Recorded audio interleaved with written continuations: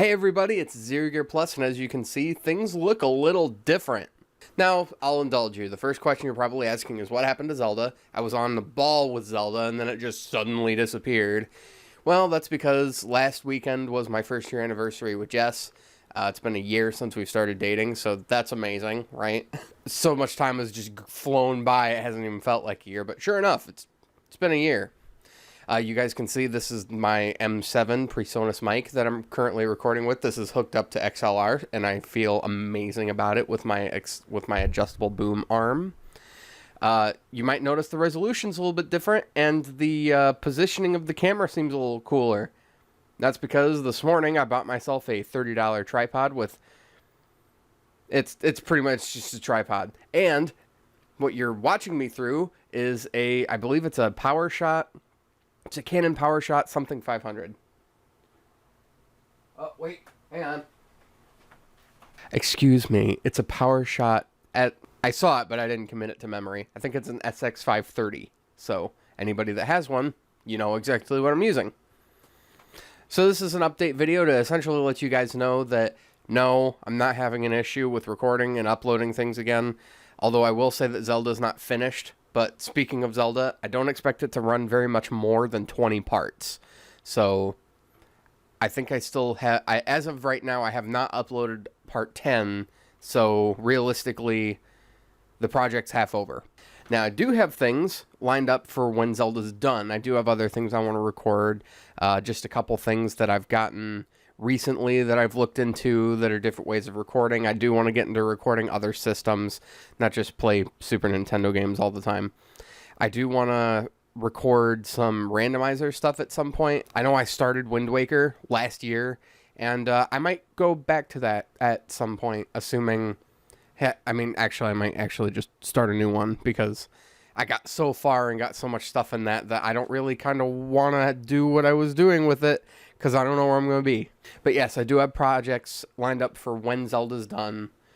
And there's some other stuff that I kind of want to get involved in again that you guys haven't seen for a very long time. So most of you guys know that I collect swords. Now these are plastic trainers. These are actually, I don't know if they're nylon or vinyl. I think they're nylon. I have been frequenting Purple Heart Armory a lot in the last, I want to say in the last 4 or 5 months. And I've been dedicating parts of my paychecks to just putting aside so that I can get new stuff. Now, as you guys know, I've done swordplay explanation videos before on this channel, and that's back before I knew anything about what I was doing. I actually own... Where are they? Oh, they're right over here. I can show you.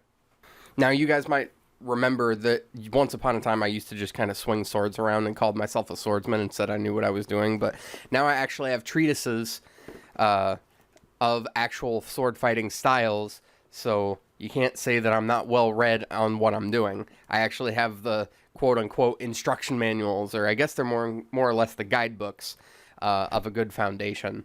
So I do have the Art of Swordsmanship by Hans Lekuschner, which is essentially Messer fighting, but realistically, you can apply Lekuschner's style to any one-handed or single-stick approach, at least from what I've experienced. My Purple Heart, excuse me, my sword that I got from Purple Heart Armory, this is an Italian side sword, and even with the grip being different than what you would expect from a Messer, I can still do in this book what is the recommended form and holding and technique for how you would use a single stick. Even though, again, this was meant for Messer, a lot of sword styles can be translated over into different ones.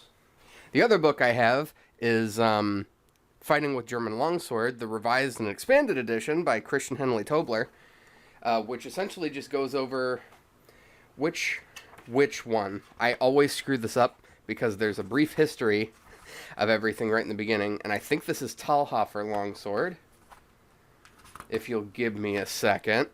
Because I'm a really slow read, I had to skim this, and I think this is ringneck style.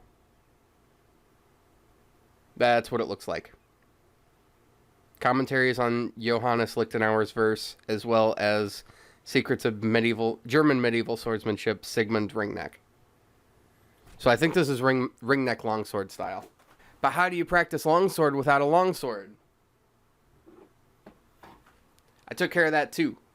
Now, I'm not advertising for the companies from which I bought these, but this is a cold steel training longsword. I actually really, really like this sword.